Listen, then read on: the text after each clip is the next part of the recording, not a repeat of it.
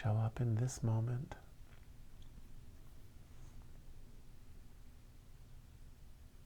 Use your senses to anchor yourself exactly where you are.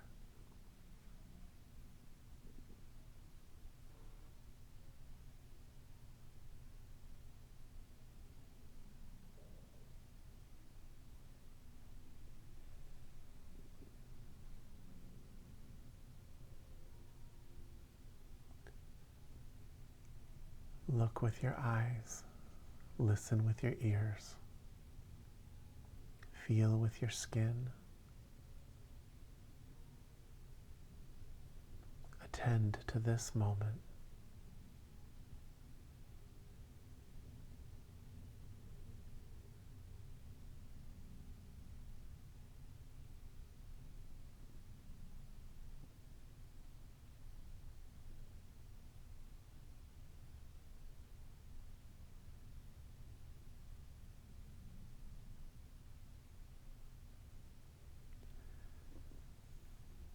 And as you're doing that, start to notice your breath.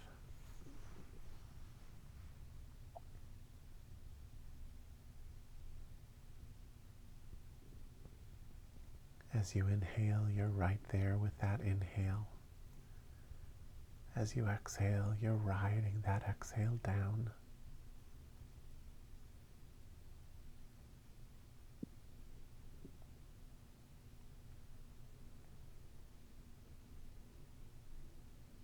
And let that breath be a part of this moment.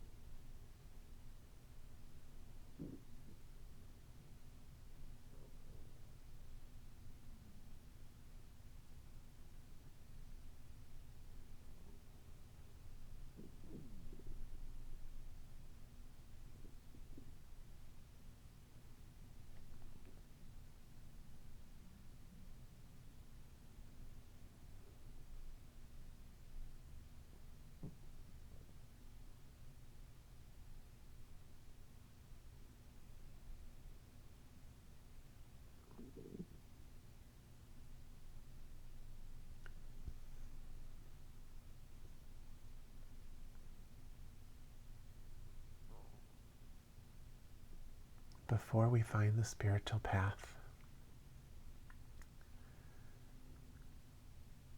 for so long we're managing our moments poorly.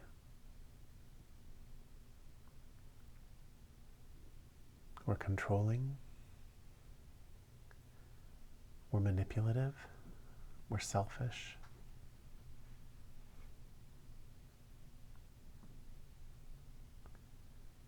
Cycles upon cycles upon cycles set themselves up according to years of bad action.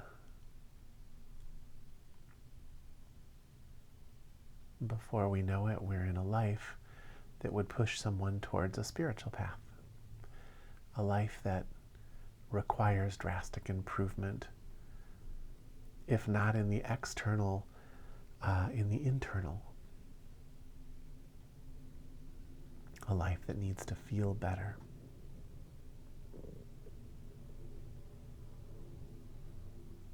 Then we get onto the path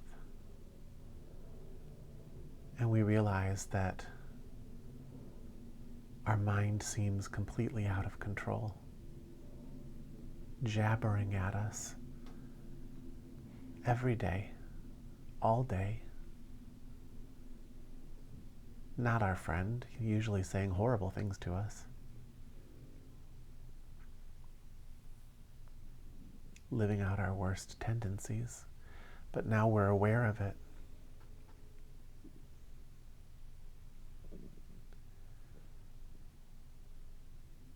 And we seek to control it.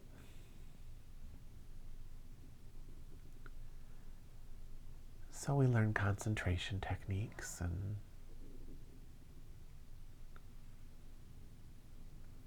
we start managing the mind,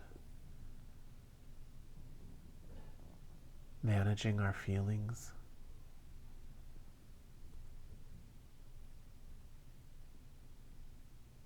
As that happens, we start to open up and become more sensitive in good ways and bad ways.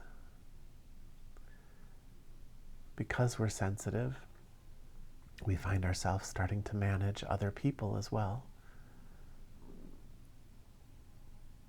Because we come to realize how much power another person has to make everything feel awful.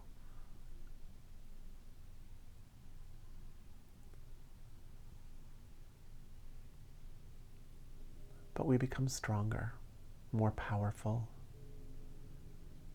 because we're more managed, self-managed.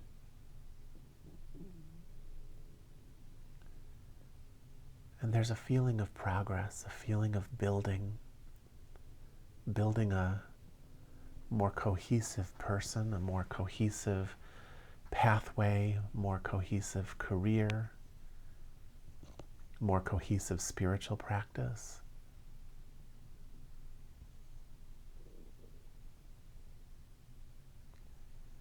And you can go like that for a very long time. Better and better managed. Eventually, what starts to happen, though, is because things are so much better managed, there's so much more spaciousness inside of you,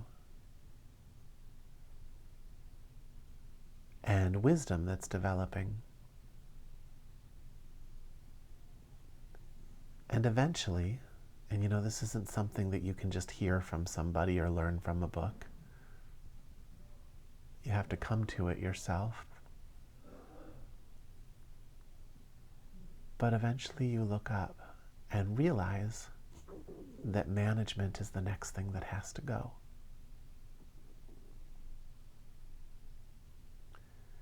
You come to realize that what you're managing isn't even real. The person that you're regulating, that you call you, isn't even real. And your regulations are holding that false identity in place through your preferences of needing things to be a certain way, feel a certain way. You know, for a long time it was growth, right? You became emotionally more mature, you became emotionally more intelligent, you had control over your speech, you understood that not everything is yours to touch. You stopped prying into people. You became an adult.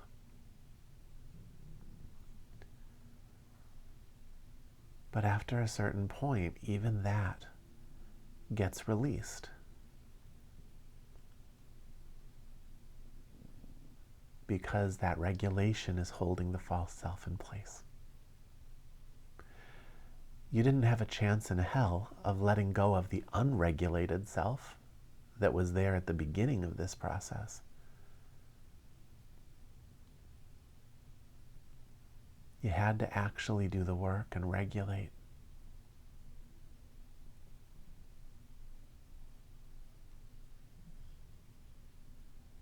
But a point does come where you have to let go of your role as regulator, as manager,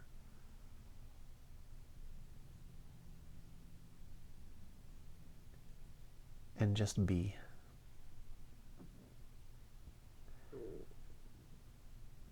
The beauty is, by that point, you already have enough structures and patterns built in this world that you know where your money's going to come from. By that point, you've already figured out what's worth standing for in this life. You know, what your particular little spiral of illusion was meant to bring to this world. And so you just continue to stand for it. But what you stop regulating, what you stop managing, is the outcome.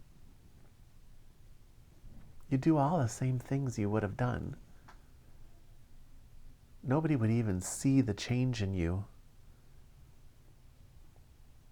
except they might see it sometimes as a coldness. But what that really is just you're no longer manipulating things. You're no longer managing them. You're just doing what needs to be done, and you're relinquishing the outcome.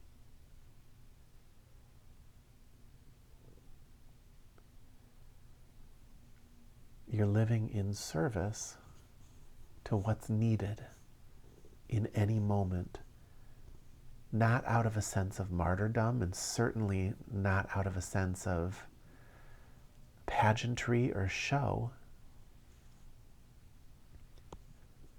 but just because you're there, and what else is there to do? You know, the body needs to be fed, so you go to work.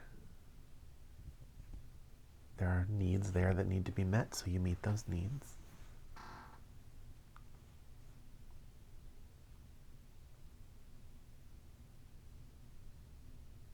The world is constantly putting you in positions where you have to stand up for things and hold lines in the sand so that they can see somebody capable of doing that. So you do it. You protest when it's time to protest. You support the things that foster the life and freedom of everybody, according to your values.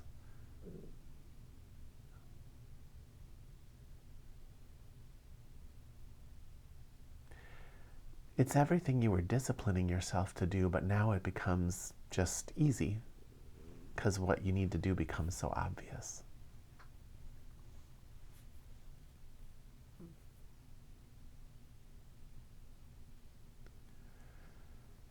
And a huge burden gets lifted when you're no longer responsible for the outcomes of everything.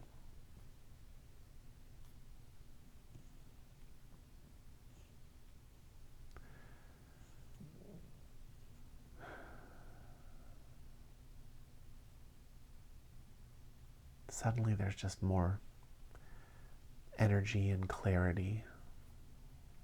It's easier to let go of things.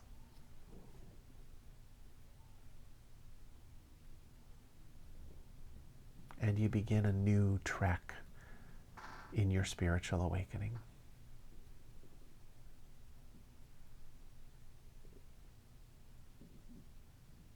From self-improvement, transitioning over into becoming one with everything that exists.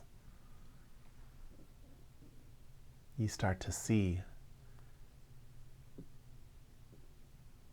the divine patterning of this world. Everything becomes like a remark of a realized mind.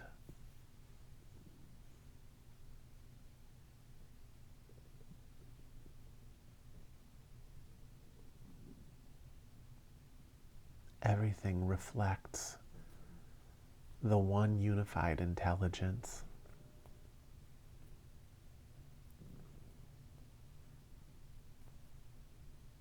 that permeates everything.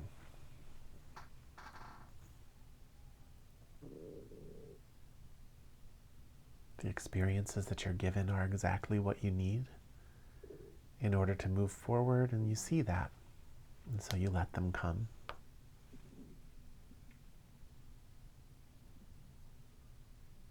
Because you're not trying to manage them, there's lots of space around all of it.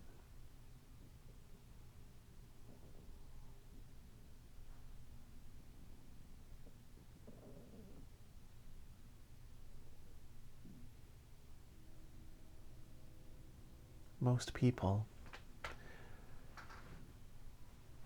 on any given spiritual path are in the self-development phase.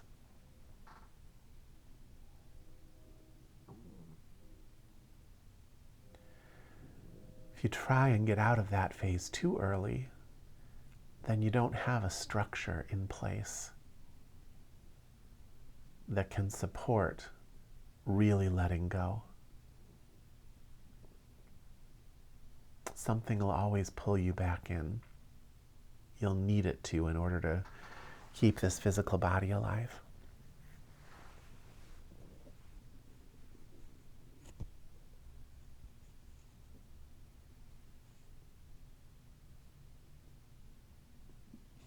So step one in that phase is to make sure that your physical needs are tended to,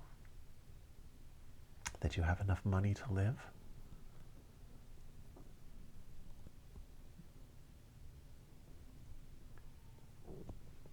that you have food to eat, and that you're not going to have to spend every minute of your life worrying about that.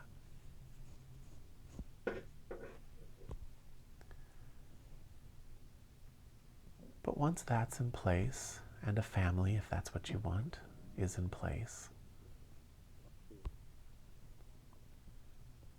you then need to ask yourself what you stand for in this life. It's not the same for everyone. You came into this life caring about certain things, and that wasn't an accident. This world is an illusion, but this world is also a divine being with a unified plan.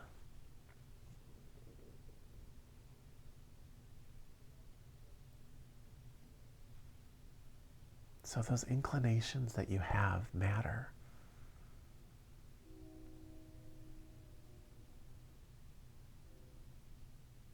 You have to know yourself. And then you have to live according to what you know.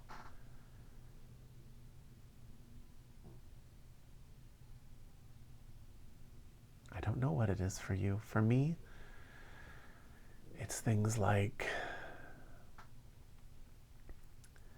I can't abide the suffering of sentient life. I don't want to participate in things that make animals feel scared and alone, in pain.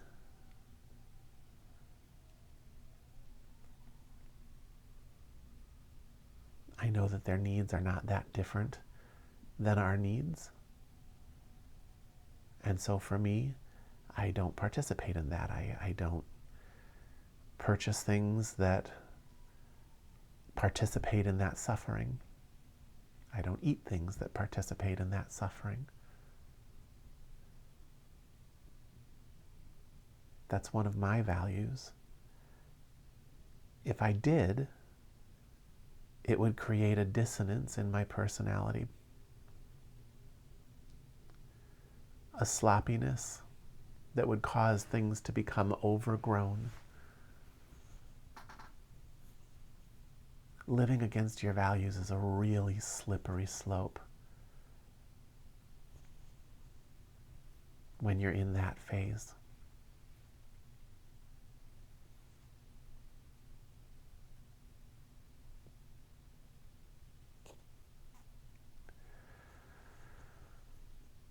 Similarly, I believe in defending the rights of people, all people, and I take action on that. When it's time to vote, I vote. Not because I want to be deeply involved in the world, but because to not vote is an action. To not choose would be an action of not choosing, of choosing not to step up and do the little thing I can do to protect what's of value according to my values. You may have different values.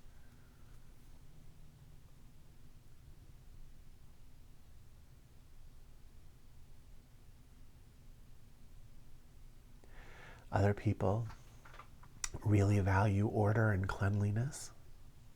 That's never been one of my values. I do my best, but I don't need everything to be in a certain place for me to feel okay. Someone else, they really might need that. And for them to just let that go would create a dissonance inside of them that would begin to build and cause chaos and ill health.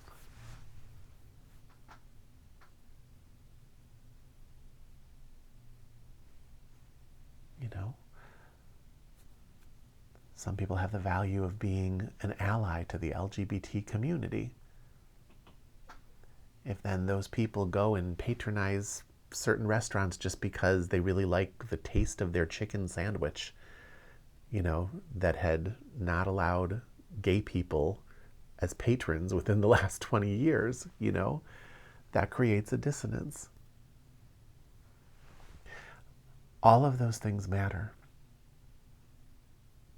Yes, the world is an illusion.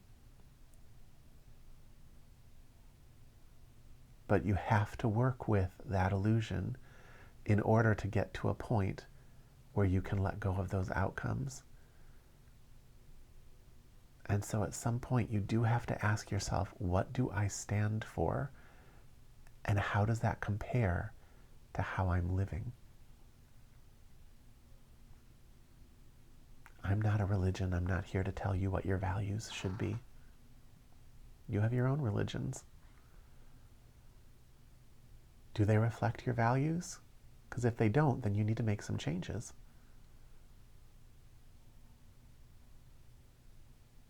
Not because I say so, but because there'll be parts of you that are dissonant and stuck until you do.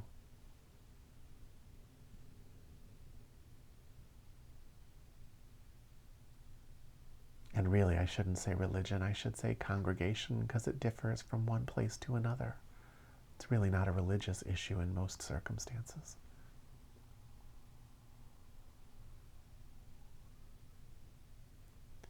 So I'm showing you the full trek of where you're headed, but you have to deal with where you are.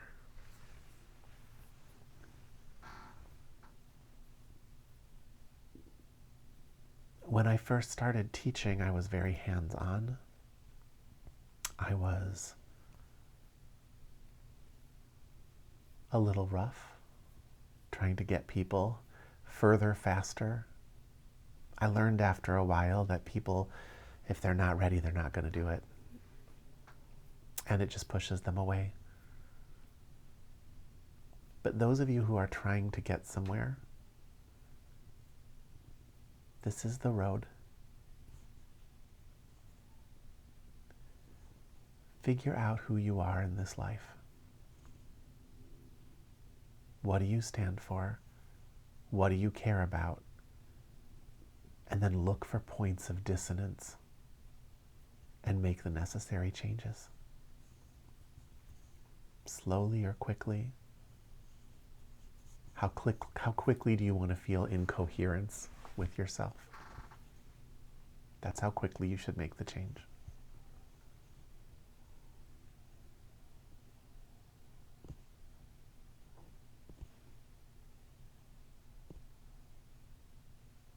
Once you start that, there's a whole road within that of growth. Certain things you're able to do, other things that are still just too tied in to stuck parts of you. But in pushing up against them, you can see the stuck parts and you can begin to work with it. You can enter into kind of a contemplation stage of recognizing that those stuck parts are there, and then a readiness to act, and then action. But all the lessons in your life are on that road.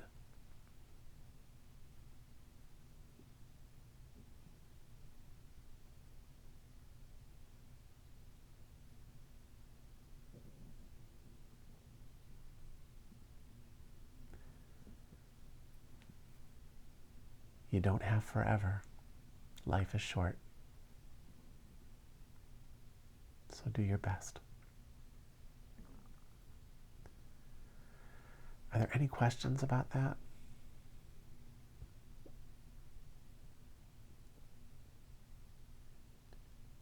It's a very practical teaching tonight. But I don't think we've said it like this in a long time. And this week I'm just very aware of just some of the people in my life that didn't do that. They kind of just let these parts of themselves just fester. They lived against themselves because it felt like it was easier.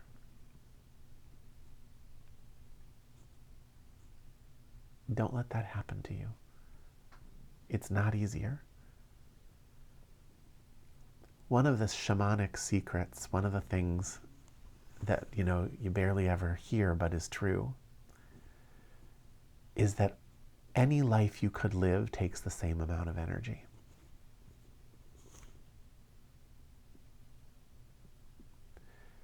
Living one way is not harder than living another way.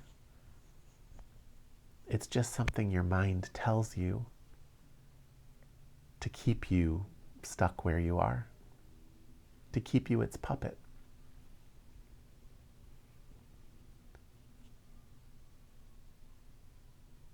But it takes the exact same amount of energy to live your ideals,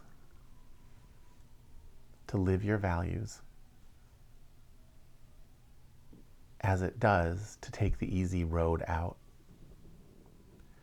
The difference is when you live your values, you have access to more energy.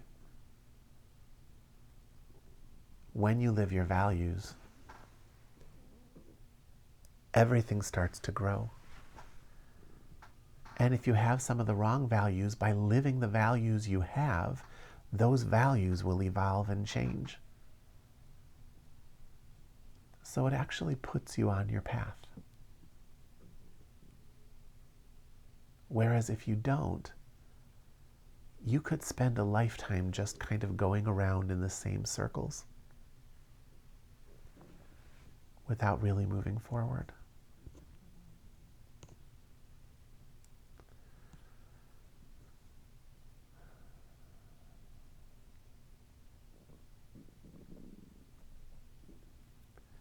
So I think that's something maybe you should start journaling about.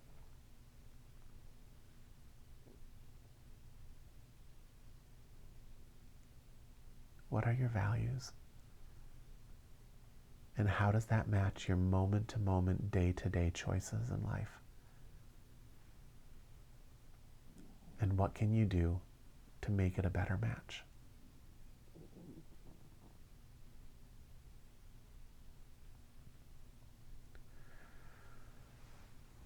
All right, why don't we head back into meditation and just let that percolate for a little while. Attention at the forehead and crown. Take in the entire environment with your eyes and your ears.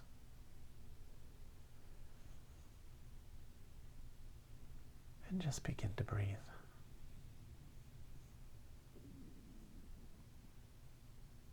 Paying close attention to every phase of the breath.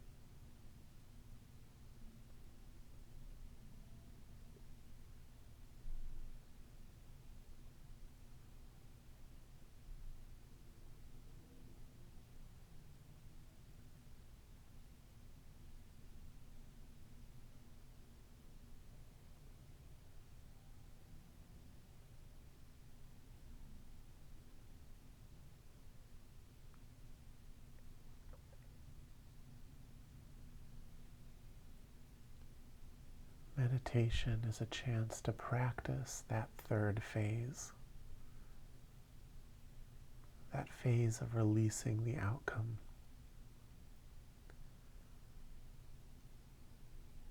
And when you practice it, it creates a tug on that lower phase of learning to live your values. It pulls you forward.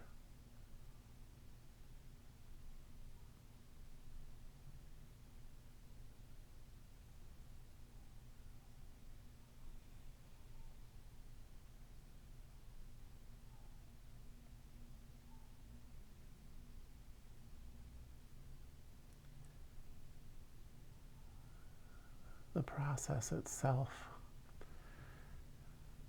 mirrors that larger process.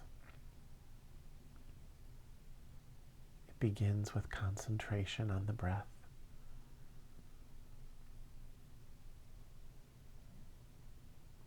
That eventually creates space and quiets things down. But then when that happens, you have to let go into the meditative state, relinquishing any ownership over the outcomes, any searching for spiritual phenomena.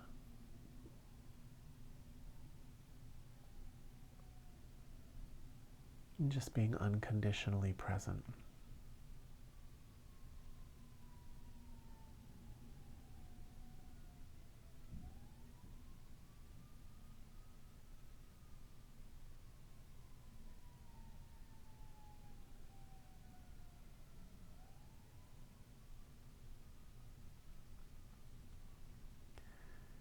In truth, when you go through that process,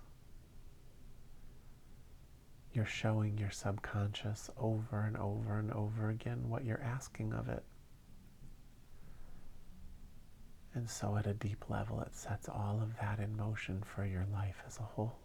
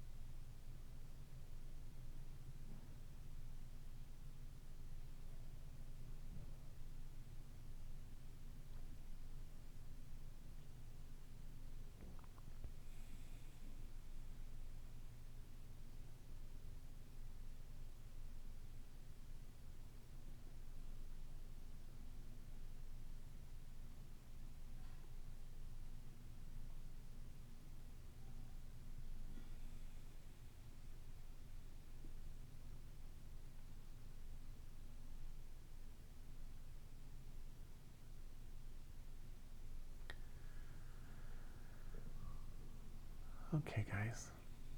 So this week, I'd like you to spend some time getting clear on what your values actually are. When you're doing this, try and see if you can separate your values from values that have been imposed upon you. Whether that's my values imposed upon you, or your parents' values, or your teacher's values, or your religion's values. Use your meditation skills to really go deep. What do you care about? What do you consider sacred and worth protecting in this world? Spend some time really looking at that. And then asking yourself where you betray that in your daily actions. Where do you fail to stand for those things that are important? What are you not getting control over that is causing you to betray that part of yourself, to live against that part of yourself? Any questions about that?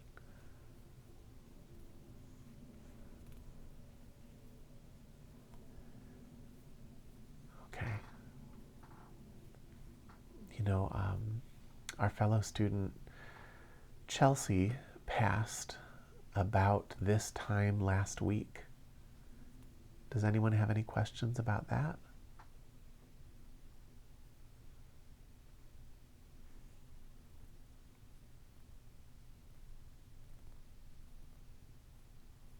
Okay, everyone. She was an excellent student for a long time. She's been coming to these classes, I think, longer than anybody. Back when they were even face-to-face. Oh, is someone talking? No, sorry. Oh, it's okay.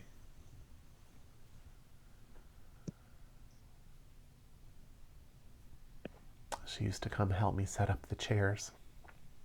And she even took over the class for a period of time when I had to move to Pennsylvania. She was teaching in Chicago before everything went online. So she'll be really, truly missed. I'm still grieving her loss. He was a beautiful soul. Yeah, she really was. She was all light. Yeah. She had a beautiful passing. It was a very organized week of, a stroke, and then she was an organ donor. She basically was able to give every organ but her kidneys, including a bunch of tissue and things like that. So many people will have a chance at life because of that.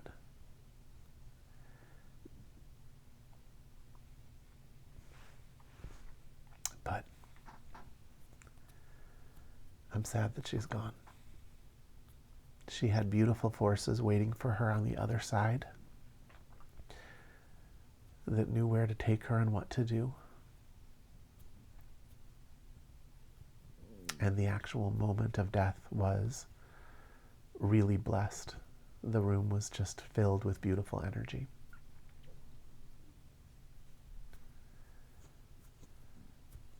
All right. Thanks, everybody.